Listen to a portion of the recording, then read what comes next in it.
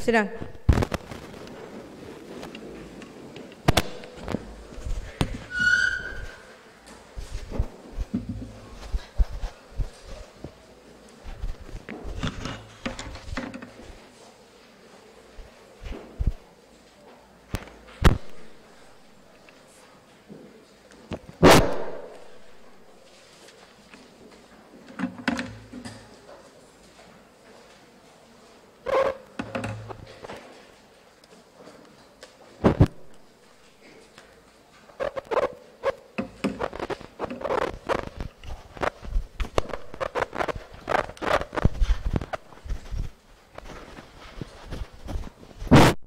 All right.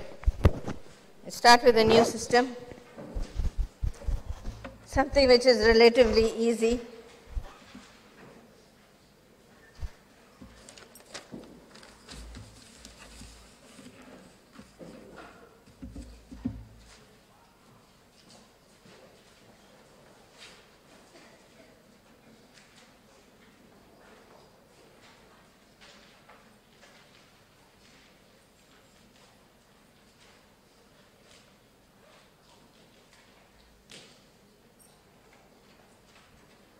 So we start with the digestive system.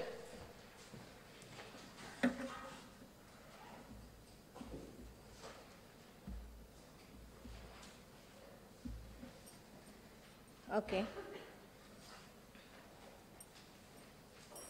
So digestive system, where does it start from? From the mouth? All right.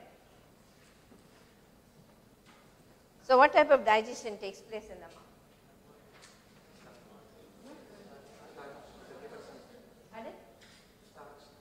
Yeah, mainly it is the action on starch that takes place in the mouth by the action of salivary glands. All right. So what is the use of digestion, or what is the use of the gastrointestinal system for you? The main thing is to absorb nutrients and to absorb water. When we say nutrients, what do you mean by which nutrients? What are the nutrients? Nutrients which are absorbed, what do you mean? Which are the nutrients that are generally absorbed? Pardon? Yes. So generally you say they are carbohydrates. We don't get sugars directly. We usually take it in the form of carbohydrates, or we take it in the form of fats, or there are proteins and minerals, vitamins. So these are the nutrients. Along with the nutrients, the water is also absorbed from the digestive system into your body. Now, how this food is made available to your body? One is the process of ingestion. What do you mean by ingestion? Yeah, that you know very well. Did you all have your breakfast? Did you all eat your breakfast? Or did you ingest your breakfast? Huh? So, ingestion, digestion is basically breakdown. Digestion is more of a breakdown of foodstuffs that is taken. Absorption, whatever is required is absorbed from your body. The boy sitting next to Ajay, you got something in your mouth? Yeah.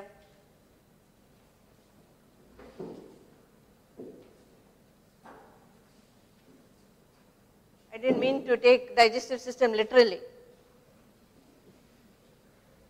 Absorption. And of course, once it's absorbed, what do you do with the stuff that is absorbed?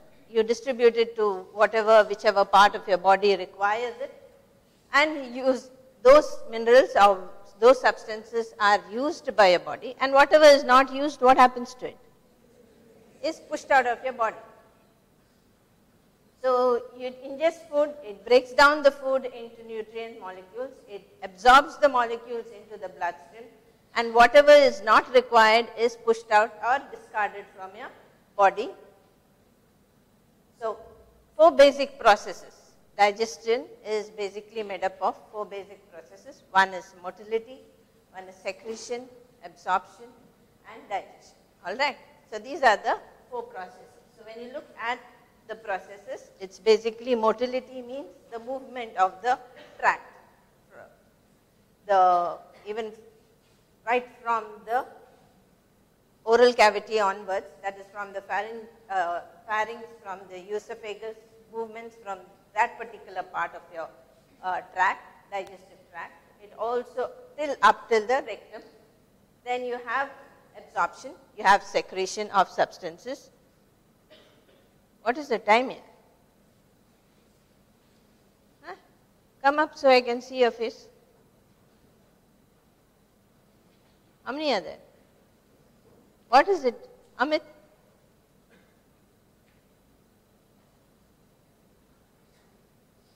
It's almost 9:15. They already wasted 5 minutes of my time. Last and final warning. Right? Secretion and absorption. So when you talk about motility, it basically means muscular contractions that occur. So these muscular contractions that occur in your digestive tract, they help to mix the substances, the food that is present, the chyme that is present. It helps to mix the substances, and it also helps to move the substances along the digestive tract. So that is what you're going to study in detail when you talk about motility. So motility, broadly you can classify motility in two types of movements. One is propulsive movements, which actually pushes the food forward in the sense that from the oral end to the anal end, okay. So it moves the food forward, and then there is mixing movements which helps to mix the food with whatever secretions are present, whether it is in the stomach, whether it is in the intestine. So all the secretions which are present are mixed in the food substance. So first you push the food down, and in different areas of the gastrointestinal tract, the food is mixed with different types of secretions. Again, that will be dealt in detail. So these secretions which are brought about by or released from the gastrointestinal tract or from the mouth, they all contain enzymes which help in the digestion, and they are released from maybe from glands, maybe from various cells in the gastrointestinal tract, and then they help to break down the substances, whatever enzymes are present. So this is just an example where pancreas, that is the exocrine part of the pancreas, release pancreatic juice into the duodenum and helps in the digestion of certain amount of chyme. That depends on the enzymes that are present. Digestion is nothing but breakdown of small food into smaller particles by these enzymes so that it is easily absorbed. So this is just an example where fats are usually broken down by lipase, right, into fatty acids and glycerol. Absorption. Once they are broken down into proper substances or proper sized substances which can be easily absorbed by your gastrointestinal tract into the bloodstream. So they are transferred from the lumen of the digestive tract into the bloodstream. So this is a part of the GI tract which are finger-like projections which are called as the villi. Yes. From the villi you can see there are certain areas which are called as the lacteals, and in addition to that you have capillaries over there which absorb the substances and push it off into the bloodstream, which eventually goes into the heart and the heart distributes it. So when you talk about digestive system, you start from the mouth, right? In the mouth, what acts on it is the salivary glands. Then from the mouth it goes down the esophagus. Esophagus does not secrete anything. It basically acts like a passage of food from the mouth to the stomach. In the stomach, you have gastric glands, which generally secrete gastric juice, which helps in the digestion of certain amount of food that is present. So certain aspects of digestion takes place in the stomach. Then from the stomach, it goes to the parts of the small intestine, which I'll tell you later, and then parts of the large intestine. So you have the mouth, the pharynx, the esophagus, stomach, small intestine made up of the duodenum, jejunum, and the ileum. Large intestine basically made up of the cecum, appendix, colon, and the rectum, and then the anus. All right. You'll have finished now abdomen in anatomy? You'll have started? Started with what? With stomach. Have you started with stomach? Okay. Now let's talk about the accessory digestive organs which are present. Which are the accessory digestive organs? This is the main tract. Pardon? Pancreas, yes. Yes, the liver, yes. Yes, the gallbladder, anything else? Salivary glands, good. So you have the salivary glands, the pancreas, the biliary system, which includes the liver and the gallbladder, which helps in, which are called as accessory digestive organs. Why? Because they secrete certain amount of secretion, and their secretions are very important in actually bringing about digestion of substances in various parts of your gastrointestinal tract. So when you look at the passage of food, it starts from the mouth. The mouth actually helps you to taste the food. So if the food is not tasty, you won't generally eat it, isn't it? That's what happens to you in the hostel. Yes or no? Food is good in the hostel? You don't eat it. So whatever food that is ingested in the mouth, once you chew it, it is then converted to what is called as a bolus. All right? So it forms what is called as a bolus. Then it is transmitted down or transferred down the esophagus into the stomach, which probably takes around 10 seconds. That is the transit time. The time taken for movement of food from the mouth to the stomach is around 10 seconds.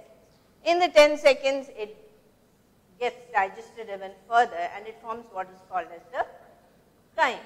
It forms what is called as the chyme. So by a process of digestion, a certain amount of secretion and storage, basically a lot of storage takes place even in the stomach, and the time taken usually for food to remain in the stomach is around 1 to 3 hours. All right? So the food retains in the stomach for 1 to 3 hours. From the stomach, then after it goes into the small intestine.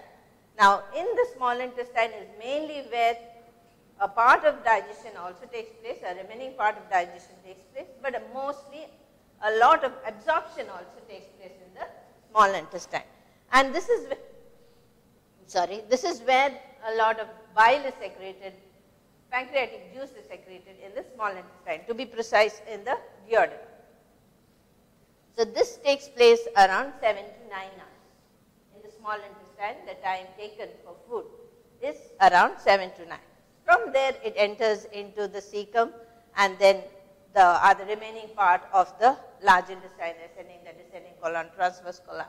So it enters the large intestine, where it takes around a huge amount, around 25 hours. All right? It remains there for around 25 hours, almost a little more than a day. So it remains there, where whatever else, mainly water, is generally absorbed into the large intestine, and then it is stored in the rectum, and finally defecation takes place through the anus, where probably you can maintain it for another 1 hour. You can store it for another 1 hour to 2 days. 1 day to 2 days more than that. All right. Understood? But if it prolongs too much, it's then when you get what is called as constipation. All right. Let's look at the structure of the GI tract. All right. So you have studied the structure of the cardiac muscle, you have studied the structure of the skeletal muscle. Now when you talk about structure of the GI tract, what is it made up of? Which muscle? So it is made, entire GI tract is made up of smooth muscle? No. So when you look at the cross section of the GI tract, you find that the innermost layer, I should say, rather than outermost, the innermost layer, that the layer which is in contact with the food that goes into the GI tract, is the mucosa, followed by the submucosa. Then you have the muscularis externa, and then the outermost layer, which is called as the serous layer. And that's a layer which is common in almost every organ in your body. It has an outermost layer which is called as the serous layer. In this case, we call it as the serosa. Now, this is a longitudinal section of the GI tract. All right? So, this is the mucosal layer. then this mucosal layer has got the lamina propria and it is got also called as the muscularis mucosa. Fine? Got it? The mucosal layer is first made up of the epithelial layer outside. It can be, most of the time it is squamous epithelium in case of the GI tract. Then you have the lamina propria, and then the innermost layer of the mucosal layer is the muscularis mucosa. Now, after the mucosal layer, you have the submucosa. You have a layer just below the mucosa, so you simply call it as the submucosa. Easy to remember. Now, in the submucosa, I am just putting one point over here, just store it in your brain. There is a plexus, a nerve plexus, or a collection of neurons in the submucosa, which is called as the submucosal nerve plexus or submucosal plexus. All right? Fine? Now, below that is the layer, your smooth muscle layer, is the muscularis externa, which is made up of two types of smooth muscle. One is the circular muscle and one is the longitudinal muscle. These are both smooth muscles. One is circular. Why it is called circular? Because it extends around the GI tract. And why it is called longitudinal? Because it goes along the GI tract. So longitudinal. So it's the way it is arranged. Both are smooth muscles. But the pattern of arrangement, one is around the GI tract. So it is called as circular smooth muscle. Whereas one is along the GI tract, along the length of the GI tract. So you call it as the longitudinal muscle. Now, in this muscularis extensa, between the circular muscle layer and the longitudinal muscle layer, you get another bunch of neurons over there, or network of neurons over there, which is called as the myenteric nerve plexus. All right? It's called as the myenteric nerve plexus. Now, both these nerve plexes have also go by another name. Submucous is also called as the Meissner's plexus. The myenteric is also called as the Orbach's plexus. All right? As I told you, just store it. Finally, the layer which covers the entire GI tract is called as the serosa. So this is a longitudinal section. If you look at a cut section of it, this is how your GI tract looks like. This is the lumen. The mucosa is projecting in a number of folds, sorry, which actually helps to increase the area, surface area. So the amount of area that is exposed to the food increases, absorption increases. So this is the mucosal layer. Below the mucosa, as I said, mucosa is again the epithelial membrane, the lamina propria and the muscularis mucosa. Then you have the submucosal layer. In the submucosal layer, you have the submucosal plexus. Then you have the muscularis externa, the circular muscle fibers and the longitudinal muscle fibers. In between these two, you have another plexus, a bunch of neurons present, which is also called as the myenteric plexus or the Orbach's plexus. And finally, around it, you have the serosa. In between the gastrointestinal tract, you may have certain ducts which enter into the tract. All right? In case of the duodenum, it can be a duct which comes from the pancreas, or it can be a duct which comes from the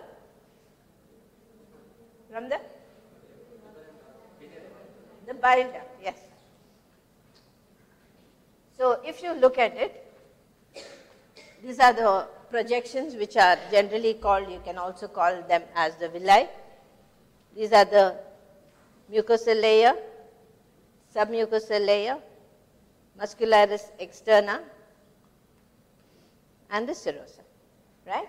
In between you have two glands, the myenteric plexus and the submucosal plexus. Got it? Yes?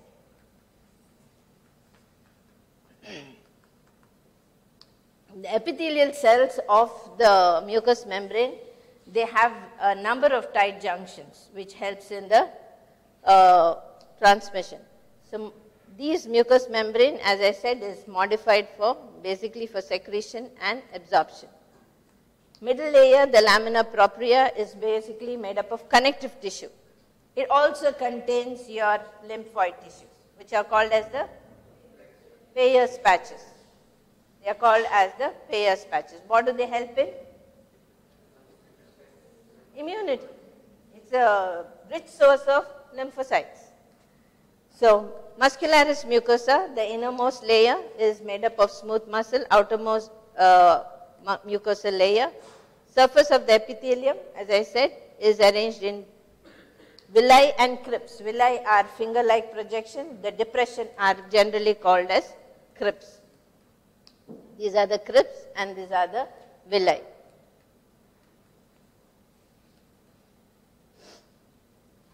Villi are more in the intestine rather in the esophagus. Esophagus, there are not much of villi at all because the main function is to basically transport food. Submucosa helps in distending your stomach. The more you eat, the more it distends until it cannot distend anymore. Similarly, the intestine. So, helps in distensibility, elasticity. It contains your blood vessels and your lymph vessels. When you study anatomy, you will study about the blood supply to the entire GI tract, which comes as a separate long essay question for you all. So, in anatomy. So, network of nerves which are present in the submucosa is called as the submucosal plexus. Muscularis externa, 2 layers, as I said, inner circular, which helps when it contracts, obviously it contracts, it decreases the lumen. Outer longitudinal, when it contracts, it decreases the, or shortens the, decreases the length of the tube. That is the function. Between the 2 layers, you have the myenteric plexus, also called as the Orbach's plexus. Serosa, outermost layer, fluid, helps in replication. Okay. Now, before I start that. Now, when you talk about the smooth muscle, when you talk about the SA node, you have, SA node has a pacemaker potential, right? It is around minus 55 millivolts, right? When it goes from minus 55, decreases to around minus 40, then you get the pacemaker which goes to around 0 millivolts. This is the pacemaker potential seen in the SA. When you look at the smooth muscle in the GI tract, you find what is called as slow waves. Slow waves which actually has a resting membrane potential of around minus 50 millivolts. All right. And these slow waves can go towards the positive side, say till around 40 millivolts. So, the potential difference may be anything between minus 5 to minus 10 millivolts, right? 5 to 10 millivolts. In case of the smooth muscle, it has a resting membrane potential of around minus 50 millivolts. All right. And it is an unsteady potential, just like the pacemaker potential in the SA node, it is an unsteady potential. All right. But this unsteady potential makes the potential can go up to around minus 40 millivolts. So, there is a difference always from minus 50, the potential difference can vary from 5 to 10 millivolts. All right. Now, once it crosses, if the slow wave crosses 40 millivolts, then it gives rise, this cannot produce an action potential, right? But this is not an action potential. This is an unsteady membrane potential. Just like the pacemaker potential, this is not an action potential. When it reaches minus 40 millivolts only, it produces an action potential. If you look at the nerve, it is very simple. Now, once it crosses minus 40, if the membrane potential crosses minus 40 millivolts, then the smooth muscle gives rise to action potential. Now, this action potential are bursts of potential differences which take place, which are generally called as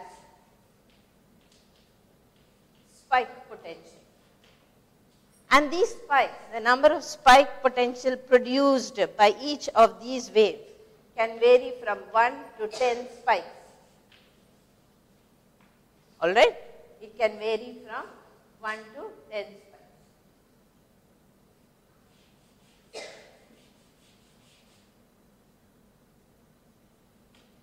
Therefore, their duration is much longer than an action potential of a nerve. All right? It is almost 50 times longer than an action potential of a nerve, the duration of an action potential in a smooth muscle. I'll repeat it once again. In the smooth muscle of the GI tract, you get what is called as slow waves. These are unsteady membrane potential. They are not strong enough to produce an action potential, but it has the ability to develop into an action potential. Now, these slow waves are produced when the membrane potential changes from minus 50, say around it goes to minus 45, 40, it goes around like that. The moment the membrane potential crosses minus 40 millivolts, it produces an action potential in the form of what is called as spike potential. It forms many such spike potential, and the number of spikes that are produced can vary from 1 to around 10 spikes in case of a single slow wave. All right. Now, what is the cause of these slow waves? Why there is a tendency towards depolarization? See, this is because of influx of sodium channels. This is because of influx of sodium ions, because of opening of sodium ions. But it produces the spike potential mainly because of influx of calcium ions along with sodium ions. These are called as calcium-sodium channels. All right? Along with calcium ions, sodium ions also move in. But there is more of calcium ions than sodium ion movement. Understood? So, spike potential is produced because of the influx of calcium ions along with sodium ions, with more of calcium ions moving in rather than sodium ions, and they are called as calcium-sodium channels. All right? And then they remain open for a long period of time, or in other words, they take a long period, a long time to close. That is why it keeps having repeated spike potential. Okay? It takes a very long time to close these channels. That is why it has repeated spike potential, and their duration is much more than the duration of a simple nerve action potential. You understood? So, these spikes that are produced can vary from 1 to 10 in number. All right. Now, the smooth muscle that you produce are present in the GI tract can be multi-unit smooth muscle, or they can be single unit smooth muscles where they act as a syncytium. Even smooth muscle have the capacity to act as a syncytium, like the cardiac muscle. All right. So, they act as a syncytium, and there is impulse transmission or influx of calcium and sodium ions mainly by gap junctions. So, there are gap junctions present even in the smooth muscle, just like you saw in the cardiac muscle. In the smooth muscles also you have gap junctions. These gap junctions are basically junctions which help in the easy movement of ions. So, this smooth muscles which are present in your GI tract are usually single unit smooth muscles where you get the smooth muscle fibers arranged together in a syncytium. And this calcium influx which causes an spike potential also helps in the formation of, or also helps in excitation, contraction, coupling in the smooth muscle. Now, in the smooth muscle, calcium goes and binds to calmodulin. Unlike the skeletal muscle, calcium goes and binds to calmodulin, which in turn causes the myosin head to go and bind to the actin molecule and bring about contraction of the almost the entire length of the GI tract. You understood? Okay? Do you understand? So this is how an action potential is produced in a smooth muscle, in case it is asked for you. All right? So it produces slow waves which are unsteady membrane potential, which can or may not develop into an action potential. It develops into an action potential when the membrane potential goes above 40 millimoles. All right? Or goes towards the positive side. It produces an action potential which is called as a spike potential, where you get around 1 to 10 spikes. It depends, maybe 1, it may be 5, or it may be 10 spikes per slow wave. And therefore, these action potentials generally are longer lasting than an action potential seen in a nerve. All right.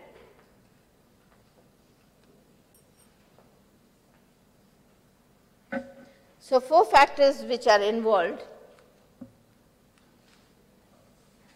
in the function of a smooth muscle, whether it is contraction or movement of the smooth muscle. One is an autonomic smooth muscle function. The smooth muscle function can act on its own. One is because of the intrinsic nerve plexus. One is because of the extrinsic nerve plexus. Intrinsic, I already mentioned, the submucosal plexus and the myenteric plexus. Extrinsic is, yes, the parasympathetic and the sympathetic nerve. And also the gastrointestinal hormones. There are a large number of gastrointestinal hormones secreted by the stomach and the intestine, which acts to a large extent with great intensity on the gastrointestinal tract, not just the GI tract, even the accessory glands. Except the upper 1/3 of the esophagus, the 1/3 of the pharynx, and the external anal sphincter, the rest of the GI tract has got the smooth muscle. All right? Now, intrinsic nerve plexus, as I said, 2 major network of fibers. One is the Meissner's plexus, one is the Auerbach's plexus, which is located in the digestive system, and along the entire length of the digestive system, you will find this intrinsic nerve plexus. It's also called as the enteric nervous system. You get a short note question on this, or a short answer question on this, called as the enteric nervous system, wherein you have to mention these 2 plexus, where it is located and what are the factors which affect it. So, myenteric plexus, as I showed you earlier, it's a linear chain of neurons, runs the entire length of the GIT. What does it do? It helps in controlling the motor activity. What do you mean by motor activity? Yes, helps in the motility.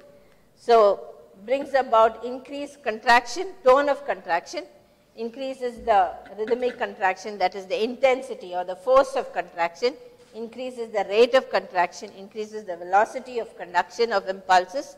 So, this is brought about by the myenteric plexus. Basically, it helps in the movement of the GI tract by increasing the tone, increasing the intensity, increasing the rate, and increasing the velocity of conduction. Submucosal plexus are usually help in intestinal secretion. Whatever secretion is present in the intestine, whether it is through the pancreas or whether it is by the wall of the intestine itself, it helps the intestinal secretion and thereby helps in absorption of whatever food that is broken down. Certain amount of local contraction, that place contraction of the submucosal.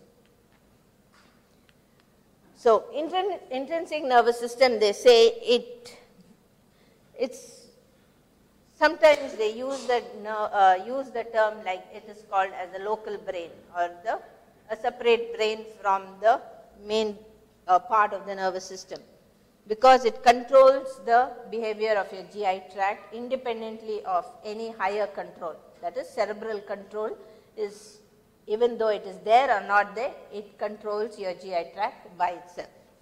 It has its own reflexes, it has its own sensations. By itself, the intrinsic nervous system contains around 100 million neurons.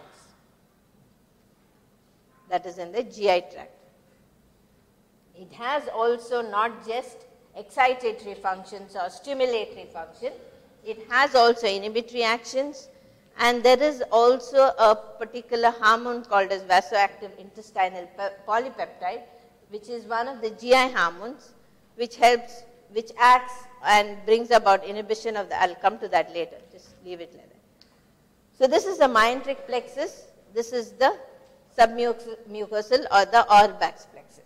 Now both these plexes can also be regulated by, not controlled, regulated by the parasympathetic and the sympathetic nerve. Okay? So parasympathetic nerve also and the sympathetic nerve also can regulate the actions of myenteric and submucosal plexus. By itself, the wall of the GI tract, whenever it is distended or whenever there is certain amount of pain, maybe for example, if you take the stomach because of increased gastric secretion, maybe because you have not eaten food the entire day, then it reduces acidity, so you get pain, or maybe because of distension of the stomach, impulses go from the wall of the GI tract via neurons which are called as your sensory neurons. All right? Those are sensory tracts. Those are different. They carry information to the brain regarding the condition of your GI tract. Whereas the parasympathetic and the sympathetic nerve via the myenteric plexus and the submucosal plexus will try to control your GI tract by itself by increasing the motility or by decreasing the motility, by increasing the secretion, increasing the type of secretion. Sometimes the secretion will be highly enzymatic in nature, that means it contains more of enzymes, or sometimes the secretion will be more of water rather than enzymes, right? So it controls based on what the position or what the condition of your gut is, what your gut requires at the moment. But if there is a lot of food, then it pushes in secretion that is highly enzymatic. If there is less amount of food and too much of gastric secretion, then it tries to secrete any secretion which is highly more watery in content rather than enzyme in content. All right. So it depends upon what your condition is. So as I said, myenteric plexus basically helps in GI movements, whereas submucosal plexus helps in GI secretion and the blood flow, local blood flow. So it's called as a second brain, has its own reflexes, sensations, and it controls, as I said, gone backwards I think, sorry. So neurotransmitters which are released, parasympathetic nerve releases acetylcholine, sympathetic nerve releases norepinephrine. Parasympathetic generally increases GI activity, whereas sympathetic decreases GI activity. The action is totally opposite to that of its action on the heart. Okay? On the heart, the parasympathetic is totally inhibitory, whereas sympathetic is excitatory. In the GI tract, parasympathetic is excitatory, whereas your sympathetic is inhibitory. All right, did you understand so much? Did you understand? Has there been any doubt? No? I think I can leave this for now. So when you come for the next class, when I continue the next class, this is just the introduction to GI tract. So I want you all to know correctly what are the parts of the GI tract, especially the intrinsic nervous system or the enteric nervous system properly. All right, so that I don't have to keep repeating myself, and how the GI tract or the smooth muscle behaves, its action potential, how it varies from that of a action potential of either a skeletal muscle, a nerve, or a cardiac muscle. Right? Call out your attendance. Call out your attendance. 4, 5, 6, 8, 9, 10, 11, 13, 14, 15, 16, 17, 19, 20, 21, 24, 26, 27, 28, 29, 30, 31, 32, 33, 34, 35, 39,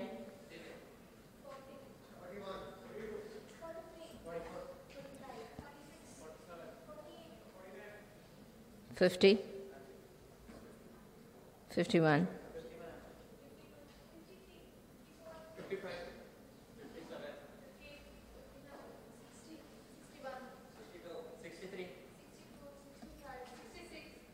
67,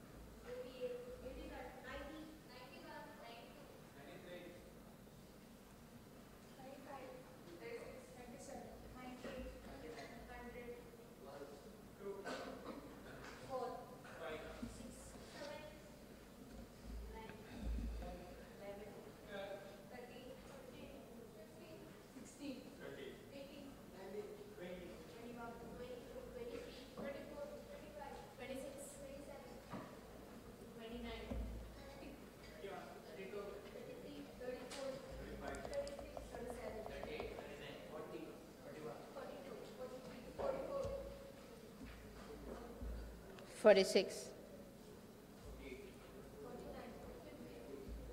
Just a minute. Roll number 11, 12, 13, 14, 15, 16, 17.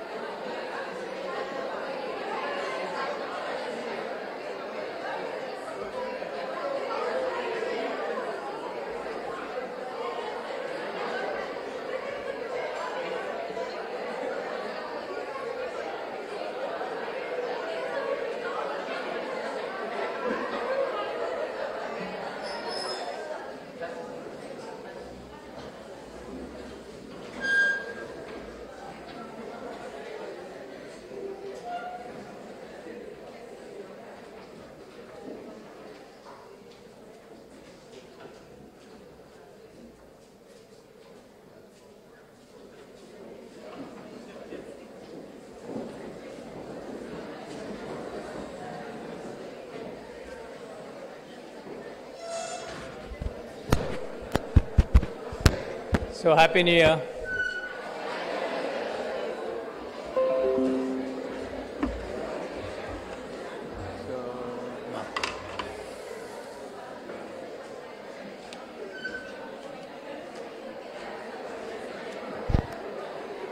ದೊರಕಾಗೋದಿಲ್ವಾ? ಇಲ್ಲ.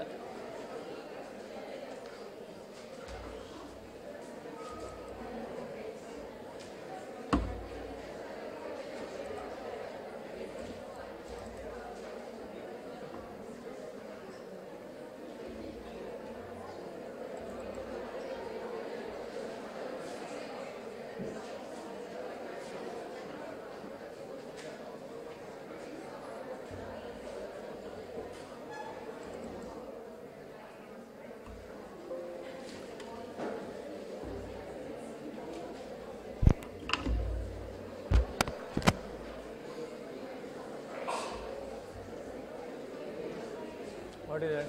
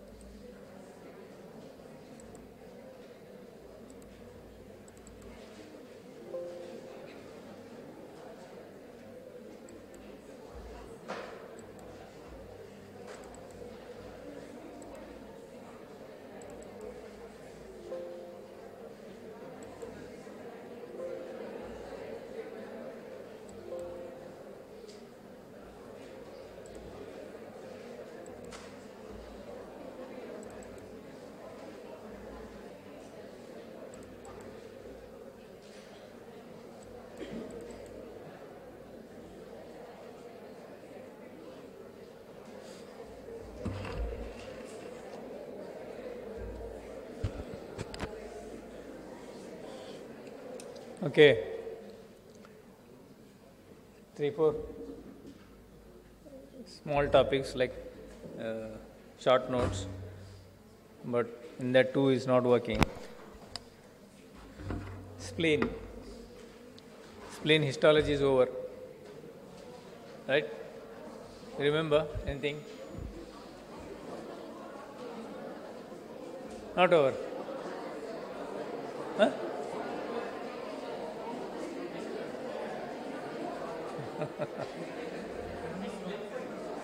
Lymph node, thymus, spleen. Huh? It's over. Last year, but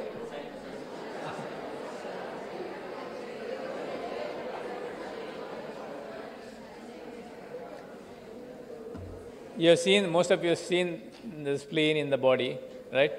That's where it is located. It's in the left hypochondrium, right?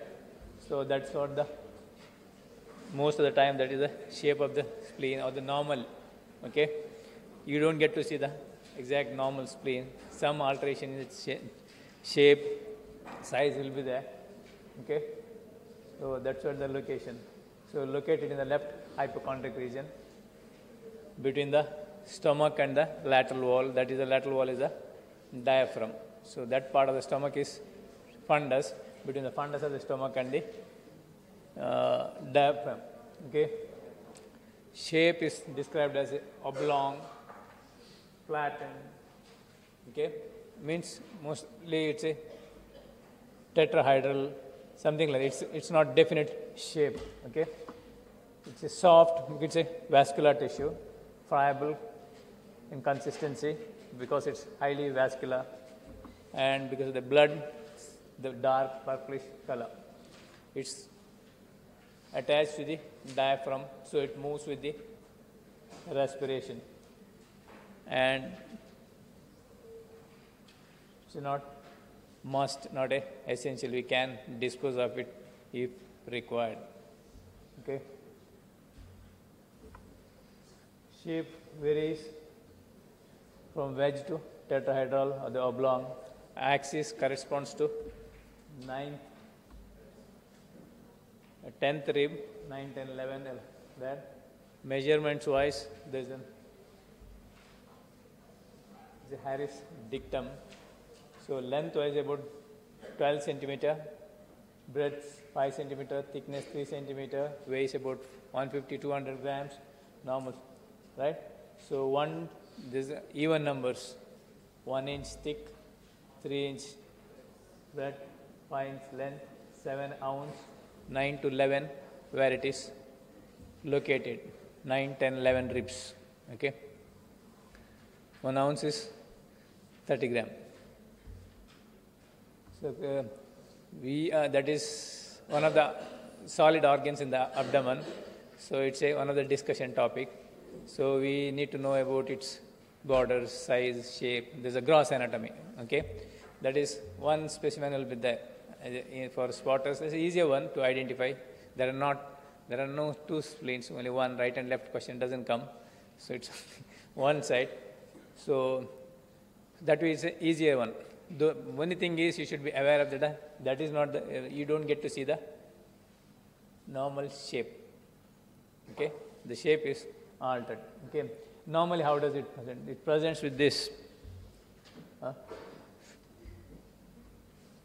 So it's placed like this, posteriorly bit, left hypochondriac, along with the 9, 10, 11 ribs. 10 as a axis, so it has a back side and front side. That means one is the anterior end, one is the posterior end. That's also described as a medial and lateral end. Anterior one is the lateral, medial one is posterior one is the medial. Okay, ends. This and this two ends, medial and lateral end. Anterior end. That is a lateral end. Okay, what we see anteriorly. Okay, the surfaces, one is related to diaphragm, smooth surface. There is no other, and the other one is related to the abdominal contents, viscerals. So that's why it is irregular. Diaphragmatic surface, visceral surface. The borders, one is superior border. This is superior border. This is inferior border. This is intermediate border. Then two angles, though it is described, it's not of importance. So this one anterobasal, the posterobasal. Okay, this is the one frequently when it is enlarged we feel for. Okay, anterolateral border. Okay, that's about the structure wise. Size you cannot say on the table. Size varies. You see, like normal size you can tell, but it always varies. The shape, somewhat these borders are be maintained. Superior border, inferior border, intermediate border, right? Anterior and posterior end also it is difficult. The case becomes sometimes rounded. Okay, so the surface you can make out. One is smooth, other one is irregular because of the visceral related. Okay, that much you can maintain. Tell. So diaphragmatic surface is smooth, and size doesn't matter. All those things. That's for the size wise, forget it, it varies. Okay, these are all things for completion sake, right? Borders, superior border, inferior border, intermediate border. Intermediate border, how to decide? This is arteries and veins entering that. That is above the intermediate border. That you can see whatever the structures entering that. So that will help you to identify the intermediate border. So that because this and this may be difficult to identify. Okay, so when you know this is intermediate and surface you can identify. and this some notch will be there to identify as the superior border. If not there, this is the one superior. Okay. Then the impressions, the angles, the anterior basal, this is the posterior basal.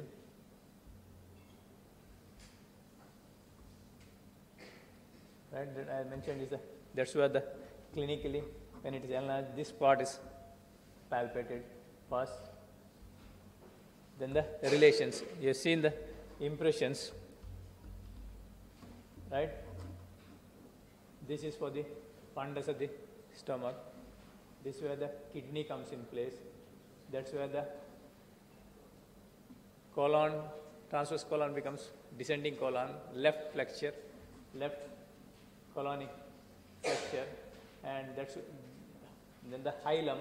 Hilum, you see the tip of the pancreas. That's the relations. Okay, that's the relations. Right? That's what the position is. That's where the stomach. It's been removed. Stomach. Right?